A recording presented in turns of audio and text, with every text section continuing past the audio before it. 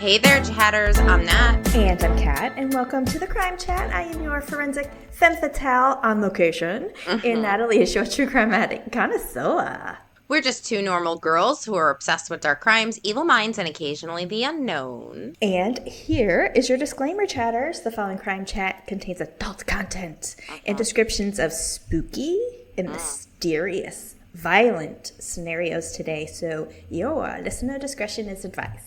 Yes, you have been warned. And before we get into today's Crime Chat, Kat, where are you? So I am in Virginia working. Got a little gig that I'm doing, so I'm coming to you from my little efficiency apartment. Right. It looks like, I love that filter though. It looks like you're sitting in a jar of Vaseline. I got the blur on behind me, and I was like, because it's a cute little place. Like, this is my bedroom door right here, and it kind of opens up like a caddy corner. Ooh. Kind of like corner, you know what I mean? Like, it comes together in a corner, and both doors open, so it's like wide. So it's like a open concept when you have both doors open. It's really cute. It's a cute little thing. It's like a fancy layout of a studio where they kind of separated the areas. That seems nice. Ooh, okay. So not bad. But the couple days after I got here, we had the eclipse. Oh, Did you watch the eclipse? I don't think we had it here in Florida, really. No. I think it went over, it started high in Florida and then went over all the way, up to the New York had it. Northeast. Yeah. It wasn't a full eclipse, but we got a little bit. So a bunch of us were on the rooftop of the building here and trying to not look directly into the sun. Not look at the sun. You didn't look in the sun, did you? No. But I did take a couple pictures, of the kind of where you could get the reflection of it, where you could see where it kind of was overlapping. And I was looking at my phone. I wasn't looking at the sun. Let's see. So other than that, I have watched a couple things. Now, before I left, I meant to tell you this. Chris and I watched the new Roadhouse with Jake Gyllenhaal. Ooh, was it good? Yeah, I thought it was really good. And I didn't realize this until the very end. The antagonist in the story is Conor McGregor, the UFC fighter. Yes. Yeah. Was he the bad guy in it? Mm-hmm. He was. All right. One of the bad guys, I should say. Yeah. One of the bad dudes. Jake Gyllenhaal is pretty. I mean, those eyebrows, man. They don't quit. Look. Those eyebrows. He was cut, though. Yeah, he's a gorgeous man, but he's got epic eyebrows. Let's face it. He does. He really does. That makes him gorgeous. But yeah, he definitely Patrick Swayze'd his body for that role, for sure. Good. He had big shoes to fill. Yeah, for sure. Yeah. And then since I've been here, going through my class and everything, so we were talking about book descriptions and plot summaries and what you would put out to a publisher or an agent or something to sell your idea. Right. So I kind of did one for my story that I'm working on. Right. And my classmate responded and said, hey, check this movie out. It might be good to help you because it's kind of along the same lines. And it's a 2016 movie with Brad Pitt that I'd never heard of. It's called Allied. Never heard of it. Me either. It takes place in World War II, and he works spy stuff and syncs up with this French national who was helping out the Allies, essentially. Right. But his commander or boss or somebody kind of comes in and says, your wife is a spy. We caught her doing X, Y, and Z, and da-da-da-da, and it was really good. It was really well done. I was sold on the trailer, and then I was like, okay, I need to cut time so I can watch this movie. And I did watch it. It was good. I recommend it. Never heard of it before. Allied from 2016. Okay. And it's Brad Pitt. Seriously. He's easy to look at, definitely. Yeah. So what about you? Okay, so I watched 2 movies. Yeah? Both of them brand new. So I watched a movie. It wasn't in the mainstream movie theaters or anything. It's called Half-Light, and it stars Demi Moore. Oh. And the story is really good. I mean, she's a great actress. I do like Demi Moore. I think she's one of those flawless beauties that, I mean, she aged very well. Lady aged very well. So #jealous. Yeah. So. Well, I guess it helps when you have some money. Yeah. When you got some money, yeah. So it's a good story. It's a dark story. So it's her son dies. She's trying to just grieve with that. She ends up going to Scotland, staying at this beautiful, not like a shack. It's a shack. I mean, the house is like just very quaint, but it's on like this cliff with the viewing, like, the view is of this lighthouse, and there's just like this scary story about the lighthouse, that there was a murder there, torn lovers and the whole thing, and somehow like there's a supernatural twist to it. Oh, So nice. yeah, I recommend you could see that. That's not Okay, bad. that's a new movie? That's a new movie. It's Okay. on Netflix. Okay. The next movie I watch, I do not recommend you watch. Okay, I recommend that you stay far, far away from it. Now land far, far away. Yeah, and I should have known because it was released in movie theaters maybe a month ago, and now it's on Netflix. Oh. So yeah, it got very, very bad reviews, and I'm like, it can't be that bad. Come on. The name of the movie is Damsel. Oh my God. Yeah, did you I watch liked it? that movie. What? Did we just find something we do not agree on? Oh my God. I found it to be With Millie Bobby Brown or Bobby yes. 11 from Stranger Things. Yes, and Robin Wright, who is like And Robin one of Wright? my Yeah. she's like my spirit animal. Like Robin Wright is the woman. Like she's amazing. She's true Yeah. Amazon. Like, she's just but anyway, so I felt like the story was all over the place. I felt like the story it was just weird. It was just like everything was strange about it. Like even in the beginning when like the king was riding with his troops, all of a sudden knights can like down on a rope. I don't know with their dress on and stuff. But then again, they're attacking a dragon and they're attacking it in like a V formation. And I'm like, all right, I'm not military. But if you're going to go head to head with the dragon, I'm pretty sure you don't want to put all your eggs in one basket. It just, I don't know. It was released on Netflix within a month. So yeah. I didn't know it went, I thought it went right, it was a Netflix movie. I didn't know it went to theaters. Yes, it went to theaters. Okay. And apparently after I watched it, I'm like, what the hell? Like, I just feel she's an amazing actress. I love her. Yeah. And I'm like, she could have gotten a better movie than this. And when I went to YouTube, I'm like, just looking at the reviews, I'm like, oh, so I'm not the only one that was a little confused. I'm like, okay, all right. Well, that's me. I'm not, we've talked about this before. Like, I'm not super critical on movies. Like, I have a lot of bandwidth, if you will. Not even, I won't even say tolerance, but it doesn't take much to please me. I'm simple, right? So a lot of times, like when there's a bad review or something, sometimes like I'll be like, oh, okay, I'll try it. Right. But if I don't like something, Yeah. then you know that it's horrible. Yeah. Oh, So my there's God. my threshold. So, you know what's coming out? No, Oh my God, there's so many remakes coming out, but go ahead. Yeah.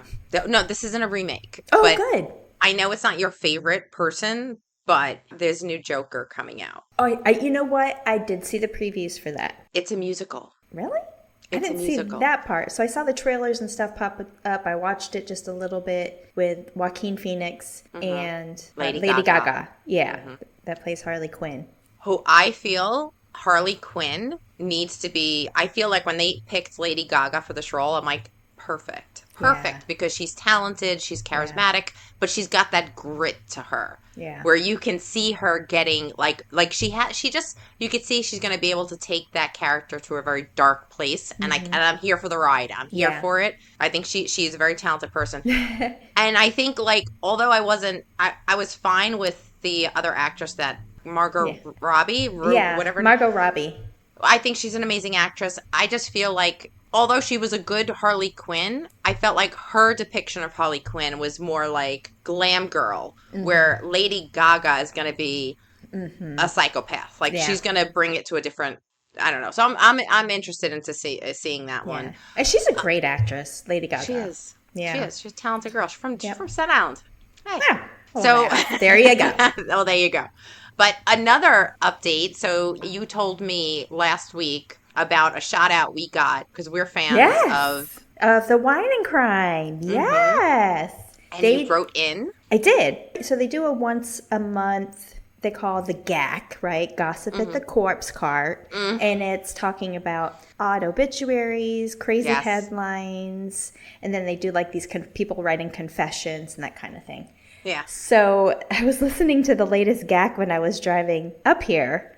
I sent in an obituary that was freaking insane. Uh-huh. At the very end, It was the last obituary that Lucy read, and she said, this one a bunch of people sent in, and she started naming off names, and then she said, and Kat from CrimeChat podcast. And Amanda Yes. goes, oh! And I was like, ah!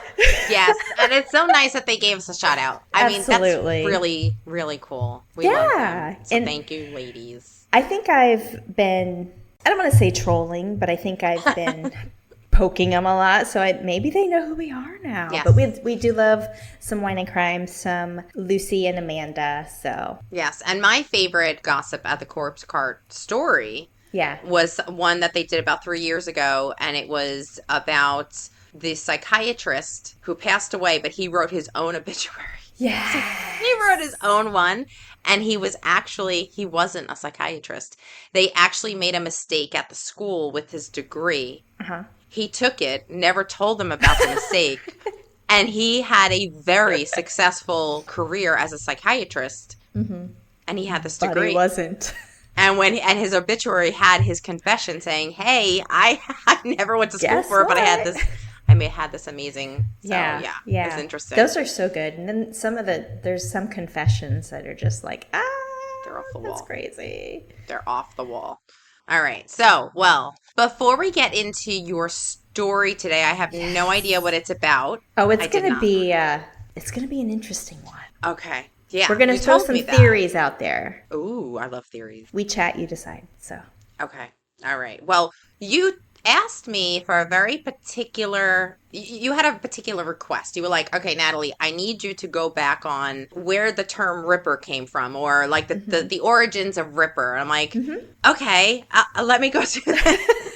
And it's very hard to figure that out. But like, I think I narrowed it down to like, there's no way of figuring out like when the word was Yeah. originated, but here we go. So well, for the word in that meaning, maybe. right. Yeah. So there was a meaning before Ripper, the meaning that we know, but I also created a nice little list of people that maybe there'll be a future crime chat. I don't know. Okay. Okay. So, the origin of the term Ripper is a multifaceted one. It has evolved over time. The term has several different meanings depending on the context in which you use it. According to sources, the initial meaning meant very efficient or excellent person or thing. Very efficient or excellent person or thing. You kill people excellently. Awesome. Yeah, this was before that. This is what it originally You're meant. very talented at your murdering. Yeah. Then, in a different context, Ripper was first recorded in 1858. At that point, it was associated with the murderer who kills with a blade or a sharp weapon or a tool for ripping. And this is famously exemplified with Jack the Ripper. Absolutely, yeah. We all know him. But here are 10 killers who earned the moniker Ripper due to the violent nature of their crimes. Oh. Yeah. So the first one, of course, we got to start with Jack the Ripper. Okay. This unidentified serial killer who terrorized Whitechapel district of London in 1888, murdering at least 5 women. Now, we've heard theories about this person, and we probably will do a crime chat on this, but Jack the Ripper may be Jane the Ripper. Maybe. There's so many theories. So many theories. Yeah, who said it just has to be a man? It could be a woman. Seriously. Well, I mean, then men were doctors, and because it was so precise with the cutting and the removing of the organs, and like they knew what they were doing, that it was easy more to say likely to say that it was a man. Yeah, because the men were the doctors. Women didn't do anything but get paid to have sex and make babies. Seems that way. Number 2, the Yorkshire Ripper. Peter Sutcliffe. Sutcliffe. Do Have you know not who heard this of the Yorkshire Ripper? No. No. This is a British serial killer who murdered 13 women and attempted to kill 7 others in northern England between 1975 and 1980. Are you familiar with this case? Yeah. Not like, it's been a while since, but I've seen documentaries and I've done a little reading on, Peter Sutcliffe. Yeah. Okay. Peter Sutcliffe. All right. So the next one, number 3, the Atlanta Ripper. Possibly Samuel L. Spencer. We don't know, allegedly, an identified serial killer who murdered at least 15 African-American women in Atlanta, Georgia between 1911 and 1912. Oh, wow. That was a minute ago. Yeah. Number 4, the Frankfurt Avenue Ripper, possibly William Neal, an unidentified serial killer who murdered at least 6 women in the Louisville, Kentucky area between 1959 and 1965. Louisville. You know, the Louisville Slugger. That's where Who's Louisville baseball like comes who's the from. who was that? I'm not a sports girl, but you know I that. know. Who was what? Sports girl. Who was the slugger though? Louisville Slugger is a brand of the baseball Oh, Natalie doesn't do sports. bat. Sports Sorry. ball. Although, like, my favorite name of all time is Cassius. So, like, Cassius Clay, Muhammad Ali. So, like, that's my favorite name of all time. And Oh. you know who Cassius Clay is, right? No. Girl, Cassius Clay is, like, the most famous American kind of quasi-politician badass. All right, I'm going to send you a story on Cassius Clay. Gosh. Because Muhammad Ali was named after him, Cassius Oh. Clay. Yeah. Okay. Okay, so... All Did right. not make those connections. Okay, we're one for one, so that's One fine. for one. Back to the list. All right. Number 5, the Connecticut River Valley Killer, an unidentified serial killer responsible for the deaths of at least 7 women in New Hampshire and Vermont between 1978 and 1987. I've never heard of this one either. So we've got a couple of crime We've chats got a that we could list here, possibly yeah. do. Yeah. The next one, Blackpool Ripper. Possibly Anthony Hardy. His name came up as a suspect. This is a British serial killer known as the Camden Ripper, who murdered at least 3 women in London between 2002 and 2003, which is pretty recent. I think it was so. If I remember my geography correctly, I think Yeah. Camden is like a suburb of like London. So you think Dana would know that? Maybe. Dana would know that. Okay. We have a British connection. We do. We have a contact out there. Hi, Okay. Dana. Next one, Cape May Ripper. Theo Wilson, suspect. Don't know. Allegedly. This is an unidentified serial killer who murdered at least 4 prostitutes in Cape May, New Jersey, in the early 20th century. Didn't even know about this one either. So I guess this was also before Staten Island was discovered, because that's where they put all those bodies. Yeah. Next one, Dartmoor Ripper, who is the suspect. I don't know if it's the only suspect, but Noel Ruddle. Don't know who that is either. A British serial killer who murdered 2 women in Devon, England in the late 1960s. We got a lot of English here. We do. There's a theme here. Oh, okay. Next one, Denver Strangler or Denver Ripper. Suspect was Vincent Groves, a serial killer who murdered at least 4 women in Denver, Colorado between 1958 and 1979. Okay, that's a big span. And the last one, I'm going to need your help with his last name. So, number 10, the Southside Ripper. Paul Duracell. Duracell, like the battery. Well, Duracell, like Duracell. or maybe is it French? Duracell. Delicioso. There you go. Nailed it. This was a serial killer who murdered 7 young women in the Jacksonville, Florida area between 1997 and 2003. So, Kat, have you heard of any of these besides the first one? Well, the Yorkshire Ripper I've heard of, and the first one and the last one I've heard of. So the Yorkshire Ripper and the Southside Ripper I've heard of. Okay. Yeah. Don't quote me on their stories because we haven't done a story on it yet. So that knowledge and details has left the space of my brain. We're going to have to ask Dana, like, which one we should do first Yeah. when it comes to the British serial killers. Yeah. Okay. All right. Well, I hope that was a good intro for your story. I have no idea what you're doing, but I was like, okay, I'm going to run with the word Ripper. Let's go. Well, have you ever heard of the Arizona Ripper? No, I have not. Well, what we're going to go over today is, was there actually an Arizona Ripper? Or was this just a haunting folklore that expanded through time? What? So some actually insist that he was a real serial killer. But I'm going to go over a couple theories. We'll talk about some of the various fictionalizations, and then we'll talk about some movies. So we are going to tread into the unknown. Yes, we are. Okay. It's our occasionally unknown. So we chat, you decide. Let us know what you think, chatters. Okay. So this is actually a chatter request. This is from Sherry. She requested us to do a story on Jacob Kell. Now, I went to do some research and everything into the story, and I'm like, This is so weird. So some say that Jacob Kell was the Arizona Ripper. However, the Arizona Ripper, aka Jacob Kell, is a fictional character that was created to haunt and taunt the barren lands during the Halloween season. Of course, it's the Arizona Ripper, right? So we're in Arizona, right?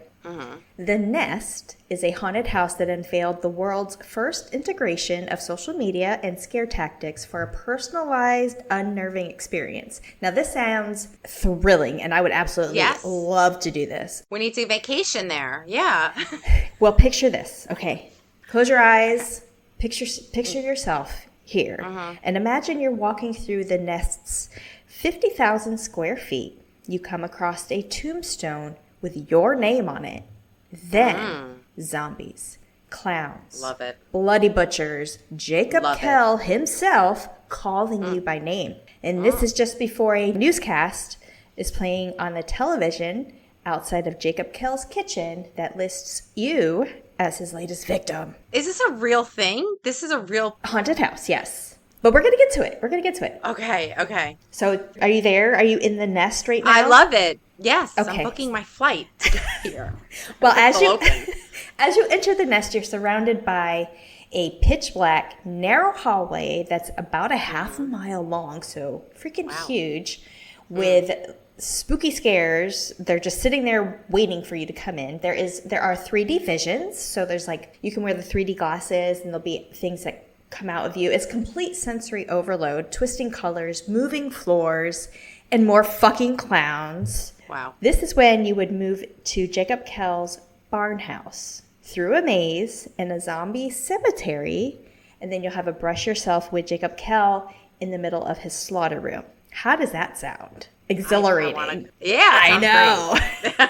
So what? There's something wrong with us. No, it sounds freaking exhilarating. Like, I would absolutely love that. I would scream and be, completely hoarse after that, but it would be so worth it. So when I was, real quick, I was here, the first time I came up here for the little gig that I'm doing, I have some friends that we used to be stationed together. So a group of us went, and it was October, so we went to a haunted house. And it was like the best one kind of in the area. And I loved it, but I screamed the whole time.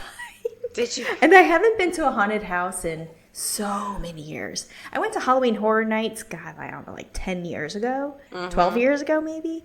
And this had been probably the first haunted house I'd been in since I went to Halloween Horror Nights. Right. Which I loved Halloween Horror Nights too.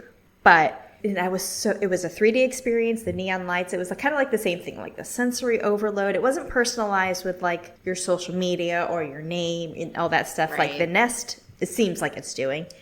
Right. But I loved it. I was scared shitless while I was in there, but I loved all of it. I loved being scared. Don't you vacation in Arizona? You've been there a bunch of times. Well, we'll get to it. Oh, okay. So while The Nest sounds like a freaky, euphoric thrill, it was actually said that their story of the haunted house was inspired by the true story of Jacob Kell, a serial killer who said to have had killed more than 30 people in Wendon, Arizona in 1945. But was Jacob Kell actually real? Or was he a creation of the minds of the Nest inventors? Now, I wasn't able to find anything on Jacob Kell. I went back, I went and searched old newspapers, like newspapers.com. I got a subscription because I was like, I'm going to fucking find this. I didn't find enough to say that he was real or he was, in fact, the Arizona Ripper. But what I will tell you is his legend. Are you ready? Okay. Yes. So, at the age of 15, Jacob Kell stood a towering 6'4". He was born mentally slow, and he heard voices in his head. His father, Harold, also heard voices in his head, which ended up causing him to commit suicide. Jacob couldn't silence the voices and was often seen by neighbors yelling, screaming at things that weren't actually there. Jacob's younger sister, Melissa, or Sissy, they called her Sissy, Kell, also heard the voices, but unlike her brother, she knew how to drown them out. She was also the only one who was able to calm Jacob down. Now, after Jacob's father died, his mother did remarry a gentleman named Otis Keller. Otis was an abusive drunk who forced Jacob to sleep in the barn outside of the house. and often told Jacob, only humans are allowed to sleep in my house, basically saying that he wasn't human because he had a mental disability. Right. Now, over the next 2 years, Jacob made the barn into his home. With Jacob's harrowing size, he didn't even flinch when Otis would beat him, and this made Otis extremely angry. One night in September 1945, Otis, in a drunken rage, chased Sissy out of the house, grabbed her by the arm, threw her on the ground. Her head snapped against a large rock, killing her instantly. She was only 10 years old at the time. Now, what Jacob did to Otis is apparently unfit to be told. He went freaking berserk because his sister was the only one who really, cared for him, right? Yeah. So, Jacob did kill Otis and allegedly took his sister's body and then waged war against a society in a town that completely shunned him. The legend says that the voices told Jacob to bury his sister in the graveyard behind the barn, and then after about a year of anger and those voices telling him to commit evil, violent acts, this released Jacob to go on a murderous and horrific rampage. Allegedly, when he killed Otis, he did dismember him. Then he bludgeoned his mother to death. He mutilated his neighbors and countless others when he just got out of control. He was not able to control this. The numbers aren't definitely known, but it was somewhere around 30, 35. And some of them were said to have their bodies ripped apart by hand by this strong, towering 6'4", 15-year-old. The townspeople took the law into their own hands, created a little vigilante group, hunted Jacob down, cornered him in a house, and violently killed him. That's just one story. Oh, okay. They're similar, but here's another story. This one says that Jacob murdered his mother and his stepfather, dismembering them in his barn. He then kidnapped his sister and went on to kill about 30 people in Wendon, Arizona. Kell was ultimately brought down by a group of vigilantes and never stood trial for his murders. The mourning period was brief, but the victims and their alleged killer were all buried, and everybody in the town quickly forgot about Jacob Kell. I'm telling you, if a 15-year-old went on a murderous rampage and was killing people everywhere, there would be a news article about it. There was none. This would be a headline, girl. Well, you think it would. I mean, You think it would, but you know what? There've been cover-ups before. well, that's true. And I had thought about that, but I researched nonetheless. So then I was able to actually come across a college, school report that was published on serial killers, and one of them did talk about Jacob Kell. It says that he was a mentally challenged 15-year-old boy who killed up to 35 people in a matter of 5 days. Right. The killing started September 13th, 1945 in Wendon. His first two victims were his parents, Harold Kell, who was 38, and Marion Kell, who was 35, who were both found dead in the home. Side note, it doesn't make sense to me if one story is saying it's the stepfather, but the actual father committed suicide, so it's hard to know, what do you believe? Where's the proof? But you found this where? You found this in a college It was like a college paper? report paper. Okay. But it was about serial killers just kind of in general, and highlighted this one in Arizona. And there's a lot of other references out there that say Arizona's serial killer, if you list out serial killers by state, most of them are going to say Jacob Kell as the Arizona top serial killer. But there's nothing to support his story.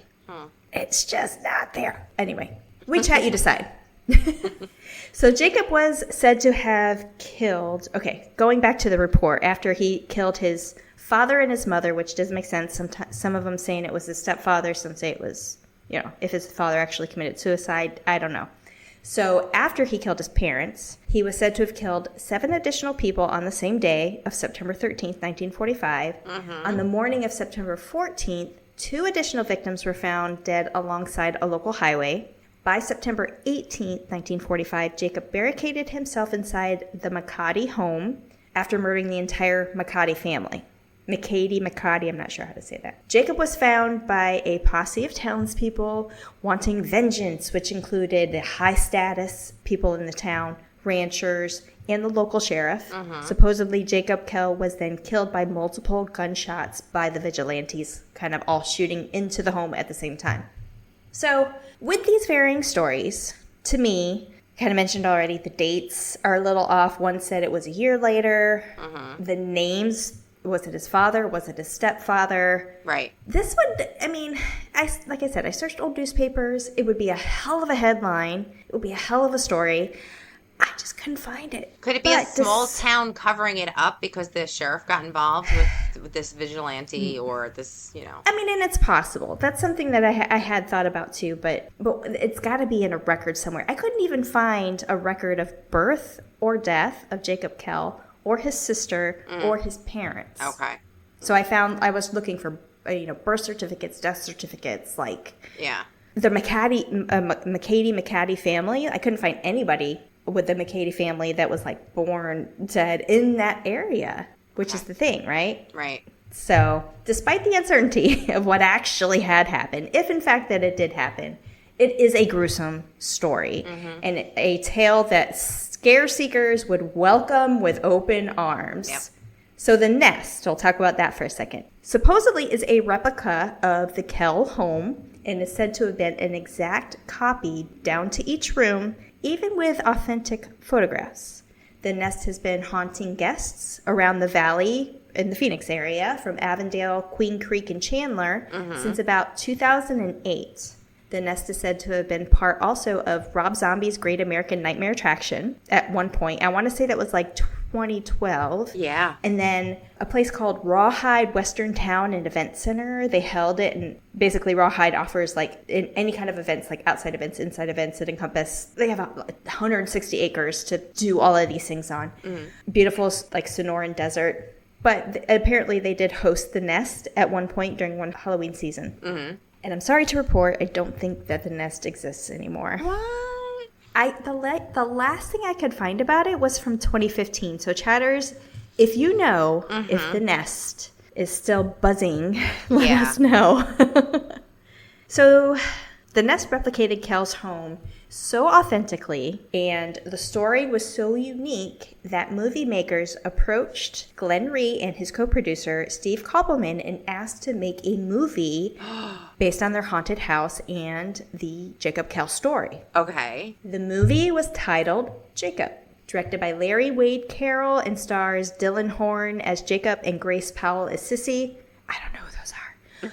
But it was released September 30th, 2011. Okay. With the following plot summary. Let me get my vocal cords going.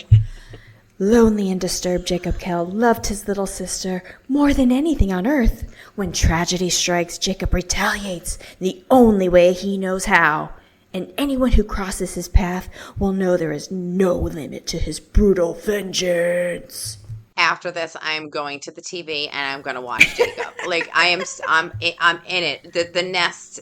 It just You're sucks in the nest? It sucks that it possibly closed down. The last thing I found about it, publishing or trying to advertise for Halloween, for the season, was 2015. Okay. So I don't know, and I don't know. Maybe that got absorbed completely into Rob Zombie's. Oh, maybe. Oh, that it's possible. Okay. I just couldn't find that. So Jacob comes out in September 2011. In April of 2013, a documentary called The Journey of Jacob was released about the making of the film Jacob. Okay. Ooh. So chatters, was Jacob Kell real? Was he the Arizona Ripper? The name Arizona Ripper actually may sound familiar. It was a made-for-TV movie starring David Hasselhoff. The movie actually had 3 different names: The Arizona Ripper, Terror at London Bridge, and Bridge Across Time.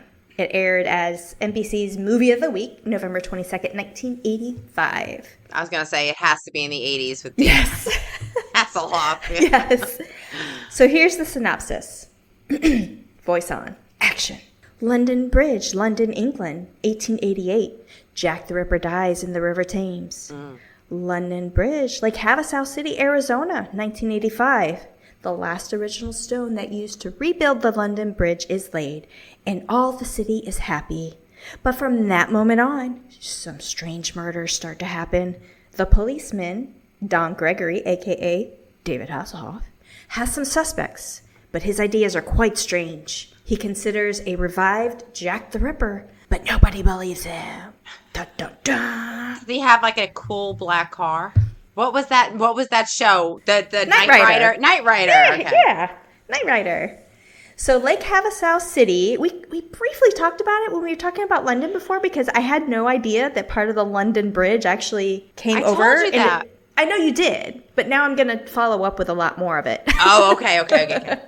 So, like I said, that movie, The Arizona Ripper, a.k.a. Terror at London Bridge, a.k.a. Bridge Across Time. Basically, they're saying in this movie, the synopsis is they bring the London Bridge pieces over, rebuild it. It also brings Jack the Ripper over. Oh. People start dying. And there's like this murderous rampage, and they never found out who did it. So, Lake Havasu City is a city in the Mojave County of Arizona. As of the 2020 census, the population of the city was about 57,000 people. Lake Havasu City was established in September of 1963 by a resolution of the Mojave County Board of Supervisors as Lake Havasu's irrigation and draining district, making it a legal entity. It was then incorporated as a full city by 1978, in case you're wondering. Since the London Bridge inauguration, October 5th, 1971, it has said to be the second largest, arguably some places said the first largest, but between the London Bridge and the Grand Canyon in Arizona. There's I saw some things that said, London Bridge was number 1, Grand Canyon was number 2. I saw some that had it flip-flopped. So London Bridge crosses the narrow Bridgewater Channel that leads from Lake Havasu, which is a segment of the Colorado River, to Thompson Bay, also in the Colorado River. And you think Arizona's landlocked, right? Yeah. Yeah, they have a bridge. They have a bridge. Hoping to attract tourists and prospective buyers of residential lots, McCulloch Properties bought London Bridge for $2.5 million from the City of London when the bridge was replaced in 1968. The bridge was disassembled on contract with sent to construction in Tucson, and they marked the stones and they shipped it over to Lake Havasu, where it was reassembled for another $7 million. Wow, that is a big undertaking, and it wasn't it was a pedestrian bridge, right? Oh, you can only walk over it. You can't be driving trucks or cars on it.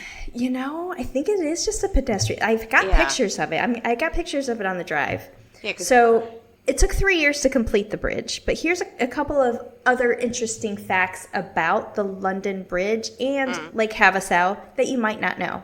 Okay. So the vintage lamps on the bridge are made from melted down cannons of Napoleon Bonaparte's army. Oh my God. Wow. The London Bridge is rumored to be haunted. I totally agree. Yeah. Jack the Ripper. So for years, visitors have claimed sightings of a British police bobby patrolling the bridge and a woman in black roaming in the night. When dismantled in London, England, each stone of the London Bridge was numbered for reassembly in Lake Havasu. The bridge was shipped overseas to the port of Long Beach, California, and then transported overland to Lake Havasu City, where it was reassembled. And I have a picture of it. If you look carefully, you'll see the numbering system on it. Inside the bridge, it's hollow because it was rebuilt in order to accommodate auto traffic. Okay. So during the London Bridge's reassembly, a steel framework was faced in granite rather than using solid granite blocks, which reduced its weight from 130,000 tons down to 30,000 tons, while also strengthening its structure. But this London Bridge is not falling down, or so they say. Oh no. The London Bridge is home to hundreds of bats, which inhabit the nooks and crannies of the hollow interior inside the bridge. Well, I mean, Arizona, New Mexico. I've been to Carlsbad Cavern in New Mexico, where it's a huge, bat cave. The bats were gone. They had already migrated by the time I went down there, but it was still cool. It was like snow on the ground outside, but you get down in the cave, and it was 76 degrees and humid. Really? But it was 30 degrees and snow on the ground outside of the cave. It was so cool, though. London Bridge has gone green. The white-yellow tints of the recently installed LED lights that line the bridge lend a vintage look similar to the original gas lights and the energy-saving bulbs, making it environmentally efficient. Now, Lake Havasu is the home of other movies as well, in addition to the Arizona Ripper, a.k.a. Tower at London Bridge, a.k.a. Bridge Across Time, including 3 softcore adult films. 1989's Savage Beach. Oh boy. 1990's Guns.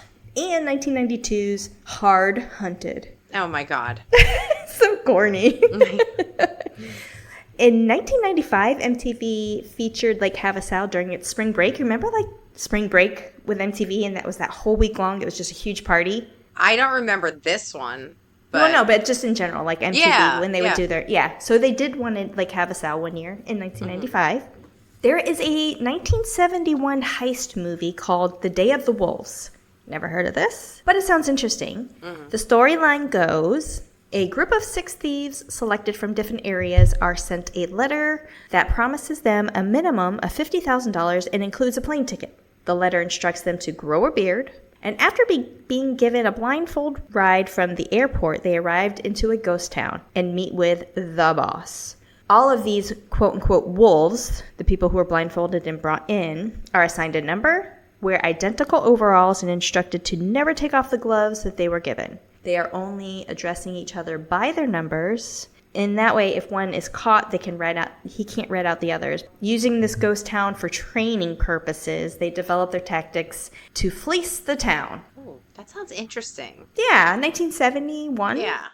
The comedy adventure Border to Border was filmed in Lake Havasu in 1998. Actors Curtis Armstrong and Lisa Arturo were the leads with a cameo by porn star Ron Jeremy. Oh my God. The lesson in this film, you never know who you'll meet in the highway of life. If you're meeting Ron Jeremy, you're doing something wrong, girl. Get on a different, get off the off ramp. Get off the next exit.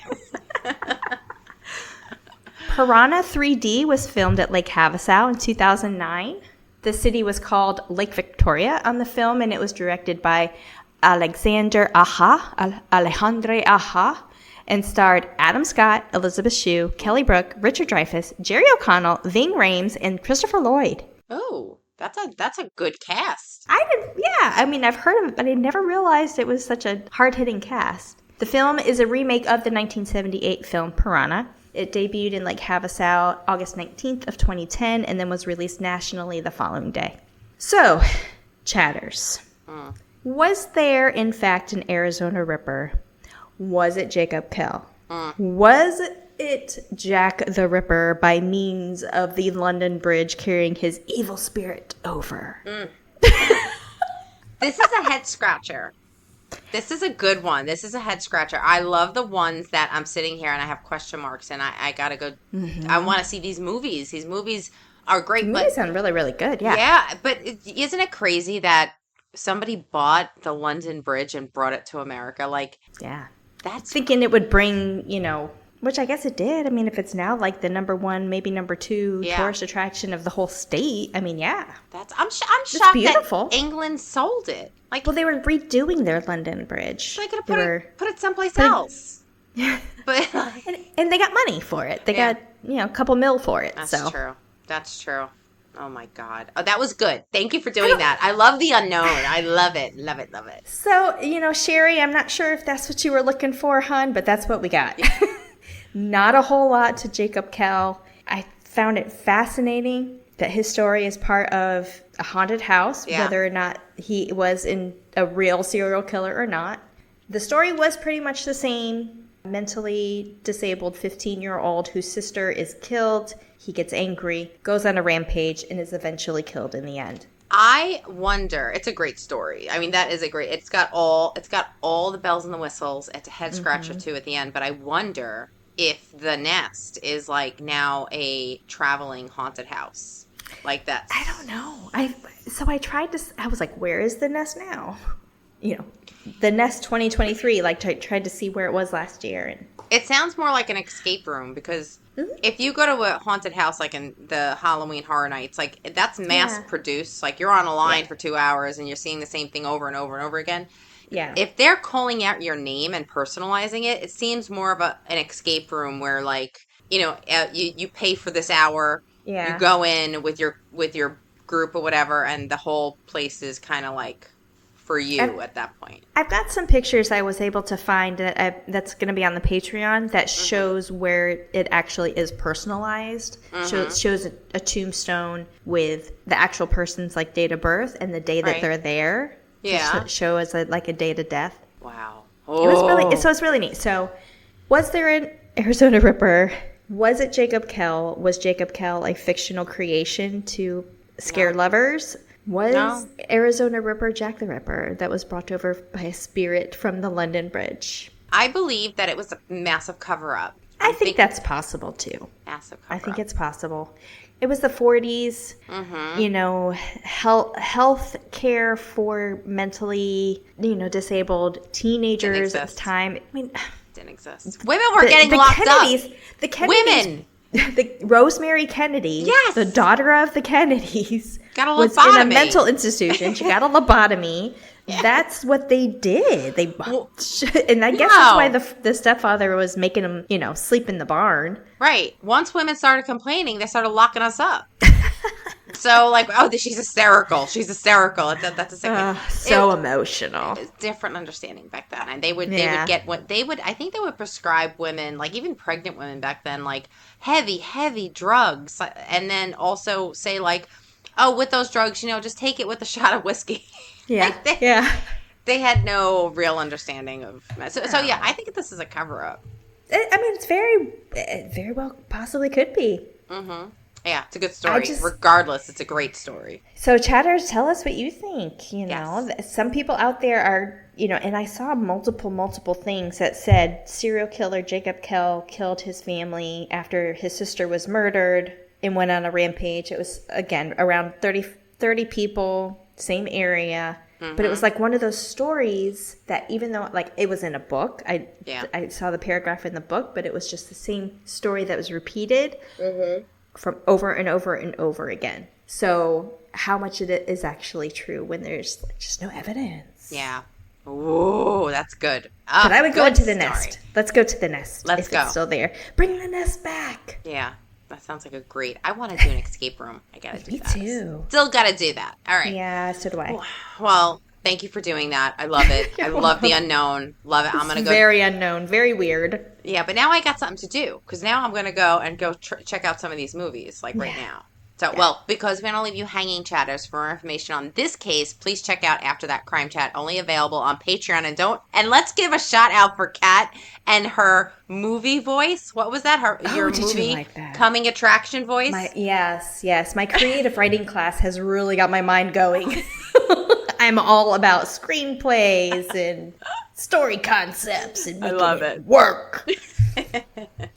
But don't forget to follow us, CrimeChat with Nat and Kat on Facebook, Instagram, YouTube, TikTok, and X. See what we got going on. Yes. Remember, Crime Chat with Nat and Kat. When you become a VIP chatter to our Patreon, you'll have access to bonus episodes, behind the scenes, bloopers, and free merch. And check out some merch in the works. And be sure to check out our next episode, which is not Disney. No.